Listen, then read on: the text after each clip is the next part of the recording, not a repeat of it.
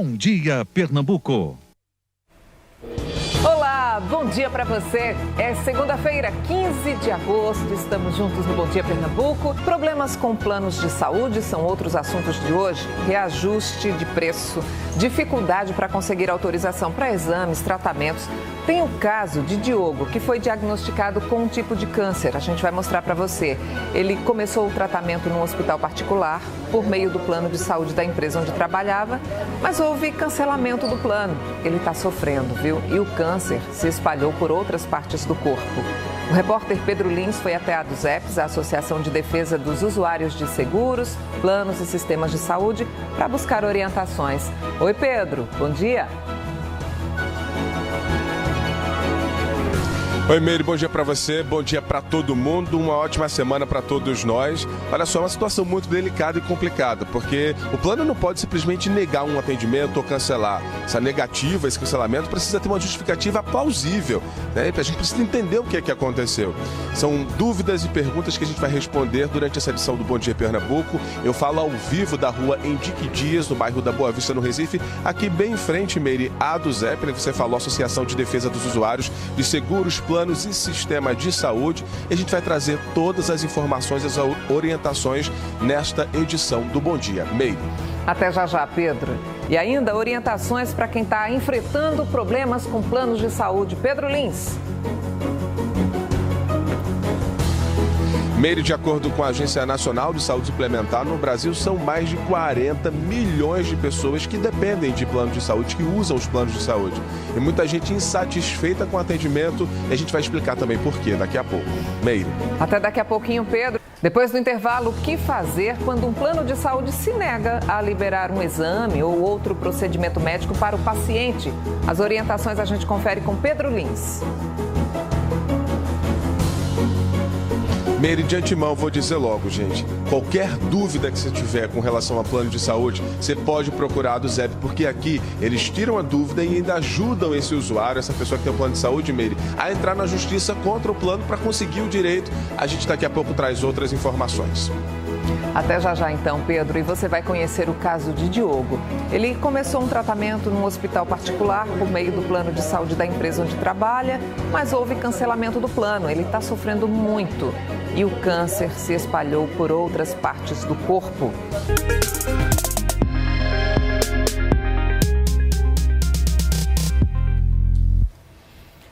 Muitas pessoas conseguem reservar um dinheiro todo mês para ter um plano de saúde, né? Mas nem sempre esse tipo de serviço oferece os benefícios esperados por quem faz o contrato. Imagine o transtorno quando o plano se nega, por exemplo, a liberar um exame ou algum procedimento quando a pessoa está internada num hospital. Difícil, né? Casos assim acabam parando na justiça. E o repórter Pedro Lins está lá na Associação de Defesa dos Usuários de Seguros, Planos e Sistemas e traz orientações para todo mundo. Até porque a gente quer saber o que todo plano de saúde tem que garantir. O que é que tem que estar no contrato escrito ali? E também bem compreensível para quem está assinando esse contrato, Pedro. Meire, isso é uma coisa muito séria, as pessoas têm que ter muito cuidado antes de fechar esse contrato com o plano de saúde, porque há uma cobertura mínima que esse plano de saúde tem que ter. Então você tem que ler esse contrato, se você tiver dúvidas no contrato, é bom levar esse contrato a um advogado, porque tem às vezes uma linguagem muito técnica e a gente às vezes não entende, então é importante levar para um advogado. Falando em advogado, eu estou com a Carla Guerra, que é advogada, e ela estava justamente falando disso. Qual é essa cobertura mínima que o plano de saúde tem que ter para a gente antes assinar esse contrato? Carla, bom dia. Bom dia. Então, ao assinar ou procurar um plano de saúde para contratar, é importante você ler as cláusulas do contrato, certo? Que tem lá o que é permitido e o que não é permitido. Mas, de antemão, é bom esclarecer que existe um rol de procedimentos da ANS, que é de cobertura mínima, certo? Não é taxativo, ou seja, nem tudo que não está no rol tem que ser proibido. Então, assim, você tem que buscar ler, buscar informações do que é ou não coberto. Atualmente, quase tudo que existe na medicina é de cobertura obrigatória. Então, se o plano de saúde negar, e essa for uma negativa indevida, busca a ANS para fazer a denúncia e apurar se realmente não é para cobrir aquele tratamento, mas se existe uma solicitação médica e uma justificativa para fazer aquele tratamento, estando o tratamento, a doença do paciente no contrato, essa cobertura tem que ser obrigatória. O paciente... Carla, só cortando você, queria só saber assim, para quem está em casa, só para a gente entender, um exame que, por exemplo, o plano ele pode negar para a gente? Olha, é como eu falei, só se for um exame muito atual, certo? Que sai agora seja publicado, estudos agora, e o médico esteja utilizando ele, seja um exame que você vê pode ser fora do país. E aí, esse tipo de exame não está ainda no rol de procedimentos, que é um rol de procedimentos que ele é atualizado a cada 2 anos. Então, muito atual, provavelmente ele não vai estar no rol de procedimentos e aí não vai ter sua cobertura autorizada. Agora, no caso daquele exame que já está lá no rol de procedimentos, se o plano se nega a gente fazer esse exame, o que é que a gente deve fazer? Como é que a gente deve se proteger? Quais são a documentação que a gente deve ter até para depois cobrar judicialmente? Então, o plano ele é obrigado a fornecer a negativa por escrito e por que está negando. Mas muitos planos não querem dar. Isso é comum, porque dando a negativa, o usuário, o consumidor, ele pode buscar seus direitos. Então, aquele plano que não der a negativa por escrito, o usuário vai e solicita por escrito a negativa, faz o protocolo no plano de saúde e espera a autorização, a negativa, no prazo de 24 horas. Com essa negativa, o usuário vai poder ir na ANS, fazer uma denúncia, e aí vai ser apurado e punido o plano de saúde e também vai buscar seus direitos. Pode, inclusive, ingressar com pedido de danos morais, que é totalmente cabível, porque era um exame ou um procedimento médico que deveria estar coberto e não foi indevidamente. Então, no caso, essa solicitação por escrito, que a pessoa que tem um plano de saúde, ela deve fazer, ela faz onde? Ela faz junto ao plano de saúde, que é quem tem a obrigação de fornecer a negativa por escrito. Os laboratórios e clínicas e hospitais podem também conceder uma declaração de que o plano não autorizou o procedimento, mas a obrigação legal é do plano de saúde fornecer essa negativa e dizer por que não autorizou o procedimento. De posse dessa justificativa deles, negação, a pessoa pode vir então aqui na ASUCEP. Isso, aqui a gente tira as dúvidas, né, sobre o que pode ou não ser autorizado, o que está no rol de procedimentos. Inclusive, a gente pode tentar solucionar administrativamente o plano de saúde e, caso não tenha êxito, ingressar com ação judicial. A gente lembra que é de graça. A associação, ela atende para associados. Então, assim, se paga uma mensalidade e essa mensalidade dá direito a você fazer essas consultas e fazer os ofícios. E o mais, a gente vê aqui como é a situação. Ok, muito obrigado, Carla, pelas informações. Então, só lembrando, meio caminho, se o plano se negou, pede essa negativa por escrito, porque você já fica com a prova para depois entrar até judicialmente cobrando daquele plano uma solução. Tem tanta gente que entra num plano de saúde sem saber de todas as regras, né? E daqui a pouquinho você vai conhecer a história de Diogo. Ele descobriu um câncer no ano passado. Em fevereiro, durante o tratamento, teve o plano de saúde cancelado. A doença se espalhou por outras partes do corpo. Dá para imaginar como ele está sofrendo, né? A gente conta a história dele já já. E a gente volta a falar sobre planos de saúde. Uma das queixas mais comuns de quem contrata esse serviço é em relação ao reajuste. A ANS, a Agência Nacional de Saúde Suplementar, regula esses índices, com exceção dos planos considerados coletivos, né? Ou seja, os contratados por uma empresa. E aí o último reajuste, a gente até falou aqui no Bom Dia, autorizado, foi em junho. Vamos voltar a conversar com Pedro Lins, que está com uma advogada especialista em planos de saúde, para tirar dúvidas que todo mundo tem, né? Quando há mudança na idade, Pedro, por exemplo, tem que ter um reajuste? Isso pode mesmo? Primeiro, eu vou só primeiro esclarecer, esse reajuste foi de 13,57%, esse último, e ele vai vigorar até 2017. Agora, quando há uma mudança de idade, justamente vou passar a pergunta para Carla Guerra, que é advogada. Quando há uma mudança de idade, esse reajuste tem que valer mesmo, Carla? Então, hoje em dia, os contratos eles já vêm com as faixas etárias bem definidas. E até o reajuste ele pode acontecer até a pessoa completar 59 anos. Ela não pode acontecer mais com a pessoa na condição de idosa, ou seja, de 60 anos acima. O reajuste por mudança de faixa etária ele é muito discutido atualmente, porque mesmo estando no contrato, existem reajustes de mais de 100%.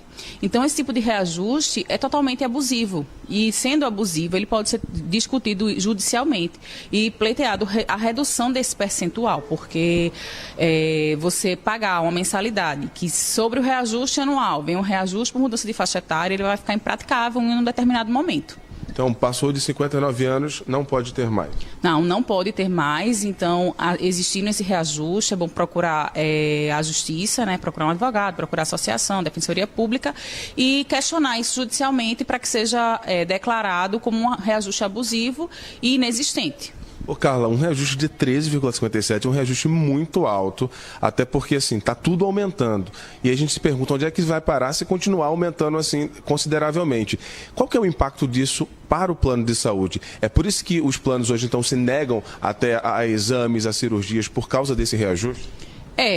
Deveria ser o contrário, né? Um reajuste tão alto desse deveria levar o plano de saúde a autorizar tudo o que o usuário precisasse se estivesse dentro dos limites legais. Todavia, esse reajuste, eles vêm utilizando desse reajuste, desse percentual, negando exames, e aí vem a situação da judicialização, as pessoas entram com ação na justiça, os gastos do plano de saúde vêm aumentando e eles utilizam isso também como fundamento para reajustar nesse importe. Também a questão dos exames de alta complexidade, procedimentos que vem a cada ano evoluindo, né? A medicina evolui e eles alegam isso. Todavia, é preciso ter atenção que é um consumidor, é uma pessoa que paga um plano de saúde e assumir um reajuste de 3,57 não é para todo mundo. Muitas pessoas, inclusive, com esse reajuste de 3,57, deixou de pagar o plano de saúde. Ficou impraticável, impossível para essa pessoa e ela foi para o SUS ou procurou um plano de saúde mais barato. Então, a ANS, ela precisa estar atenta aos dois lados, tanto ao consumidor, que é difícil para ele suportar reajustes nesse tamanho, que vem em sucessivos, ano passado foi 3,55, esse ano 3,57, então, desse jeito, ninguém vai mais ter plano de saúde daqui a alguns anos, e também aos operadoras, que têm gastos com os custos médicos, eles são altos, mas tem que ter atenção ao consumidor, que não tem condições de pagar um reajuste nesse importe. E pode acontecer o caso de ele reajustou o plano de saúde, então a mensalidade aumentou e ele pode também cobrar em cima 2 exames? Então, os planos de saúde que são coletivos para adesão e empresariais, eles têm um tipo de reajuste previsto que com base na sinistralidade, ou seja, no uso. Então, assim, se você faz um tratamento alto, se você tem um home care em casa, se faz um tratamento de câncer, por exemplo, que são de alto custo, isso pode ter um impacto, sim, na mensalidade. E aí o reajuste, ele ser de mais de 30%, já aconteceu de ser mais de 40%.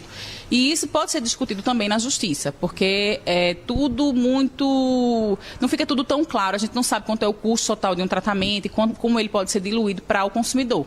E lembrando que quem paga é uma pessoa e não uma empresa. Ok, Carla, muito obrigado pelas informações. Daqui a pouco a gente volta a falar sobre cancelamento, porque o plano precisa avisar e tem um prazo aí de antecedência. Daqui a pouco a gente traz outras informações. Voltamos ao estúdio. Agora você vai conhecer a história deste homem aqui, ó. Ele é Diogo, assistente em administração, mora no Recife e está com câncer. Ele fazia tratamento contra a doença quando, de repente, recebeu a notícia de que o plano de saúde dele seria cancelado. Diogo conta que a notícia foi dada por uma representante da empresa em que ele trabalha. Meses se passaram e a saúde de Diogo está mais frágil. Os detalhes desta história você vai ver na reportagem de Larissa Pereira e Marcos Roberto. Em 2013, Diogo venceu um linfoma, um tipo de câncer que atinge as células de defesa e apareceu no pescoço dele. Mas em 2015, a doença voltou. Ele retomou o tratamento em um hospital particular do Recife, assistência garantida pelo plano de saúde da empresa que ele trabalha. Nesse período eu me internei lá e fiz quimioterapia em dezembro, janeiro e fevereiro, aconteceu tudo naturalmente. Uma quimioterapia muito pesada, muito intensa, onde eu passava de 15 a 20 dias internado. Uma quimioterapia muito destrutiva. No fim de fevereiro, Diogo estava internado fazendo sessões de quimioterapia quando recebeu a visita de uma representante da empresa. Diogo disse à gente que essa representante foi até lá para avisar a ele que o plano de saúde que ele estava usando seria cancelado em 10 dias. Desde essa data até agora, Diogo não conseguia falar com nenhum representante da empresa, que não compareceu sequer às audiências na justiça. Mas agora, no dia que nós gravamos essa reportagem, ele conseguiu o primeiro contato. Um dos advogados da empresa respondeu por telefone que não conseguiu manter o antigo plano só para um funcionário. O advogado acrescentou que a solução que a empresa encontrou foi oferecer outro plano. Mas Diogo reclama que este novo plano não tem assistência para doentes de câncer. 5 meses sem se tratar, o câncer se espalhou mais. Era aqui no pescoço do lado direito e no baço. E daí agora está do lado direito, do lado esquerdo, no baço sumiu, mas em compensação apareceram vários no pulmão.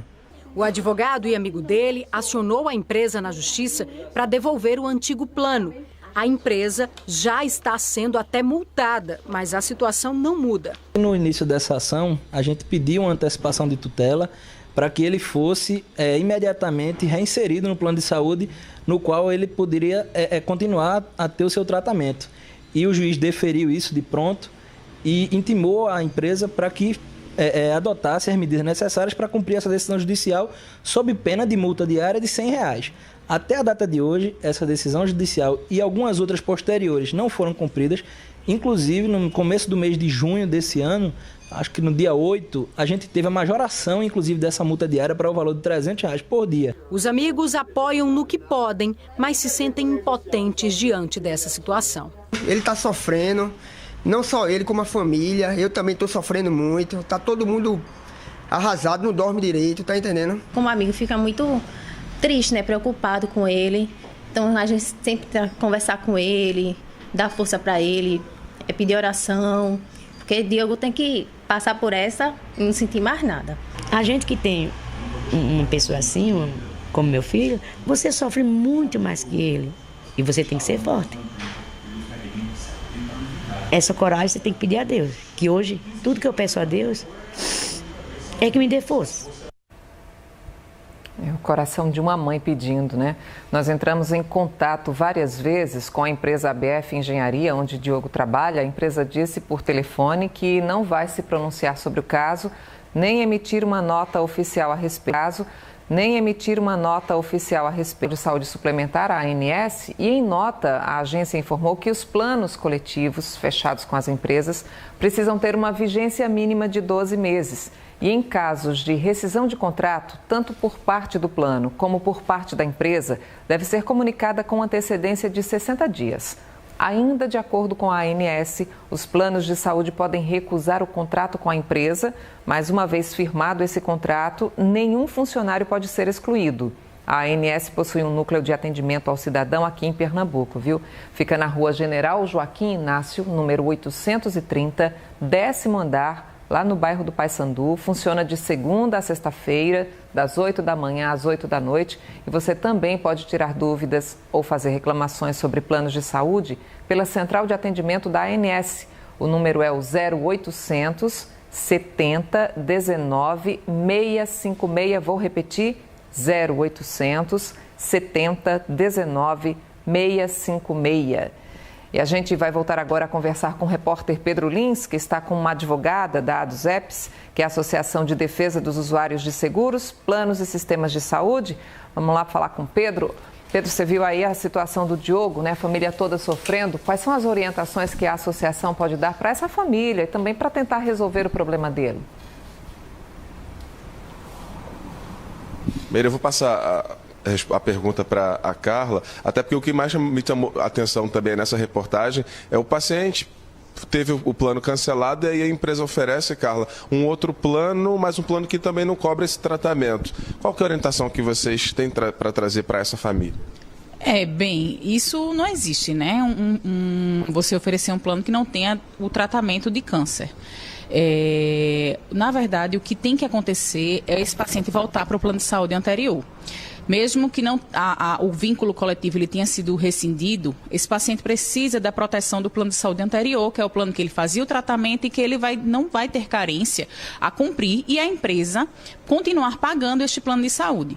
Então, a orientação é ingressar judicialmente contra o plano de saúde e a empresa dele, para que o plano de saúde anterior continue dando cobertura a ele e a empresa que rescindiu o contrato de plano de saúde coletivo pague esse plano de saúde para ele, porque é uma situação absurda, o paciente está em tratamento, nenhum plano de saúde tem o direito de cancelar um contrato estando o paciente em tratamento, tendo em vista as dificuldades que ele vai encontrar, certamente com carências e outras mais, até a adaptação ao tratamento no novo plano de saúde. Então, buscar judicialmente, voltar ao plano de saúde, acionar este plano de saúde na justiça e a empresa que ele estava trabalhando para pagar o plano de saúde. O advogado dele falou sobre antecipação de tutela. O que é isso?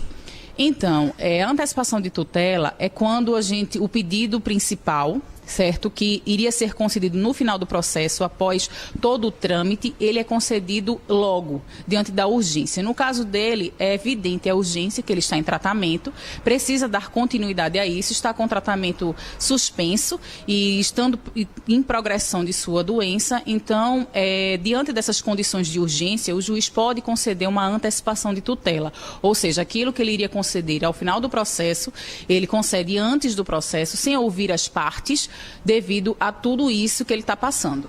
Falando sobre cancelamento, agora de uma forma bem geral, Carla, quando é que o plano pode cancelar? E como é que deve ser esse cancelamento? Ele deve avisar a pessoa, porque no caso dele foram 10 dias. Quanto tempo, então, esse plano deve avisar para a gente que vai ser cancelado? Existem duas situações possíveis, a do plano de saúde individual e a do plano de saúde coletivo. O individual, ele não pode ter um cancelamento imotivado. O cancelamento ele pode acontecer por inadimplência, certo? Que aí a inadimplência ela pode acontecer de 60 dias, sendo consecutivos ou não, mas a empresa ela tem a obrigação de informar o usuário em até 15 dias de antecedência do cancelamento, permitindo para ele quitar o seu débito e continuar com o plano de saúde, e o plano de saúde coletivo, que tem a obrigação de informar a empresa que contratou o plano com até 60 dias, ou a empresa também pode cancelar e informar em até 60 dias. Nesse caso, a empresa tem a obrigação de informar aos seus usuários, aos seus trabalhadores, associados, enfim, quando acontecer isso, para que tomem as providências. No caso dele, 10 dias foi um tempo muito curto para que pudesse ele tomar as medidas nesse prazo, ou seja, entrar com a ação, e aí aconteceu esse grande prejuízo para ele. Carla, muito obrigado. Meire, a gente até lembra, né, o endereço do CEP, que é Rua Henrique Dias, no bairro da Boa Vista, número 145. Oi, Meire. Olha, Pedro, a gente está acompanhando o caso do Diogo e outros casos também. E outra situação complicada, essa que a gente vai mostrar aqui, é o da família de Matilde. Os pais dela têm 23 anos, né, um plano de saúde da Golden Cross ligado aí à Secretaria de Educação de Pernambuco. Há um mês, eles receberam a notícia de que o plano seria cancelado.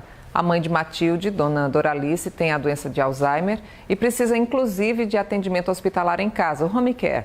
O pai, seu Armando, usa cadeira de rodas, sofre com esquizofrenia e a doença de Parkinson. O caso deles e de outros idosos que foram prejudicados com esse cancelamento foi parar na Defensoria Pública do Estado, né? E a gente quer saber se a ADUZEPS, Pedro, está acompanhando essa história, qual é a orientação que a associação tem para dar para essas famílias.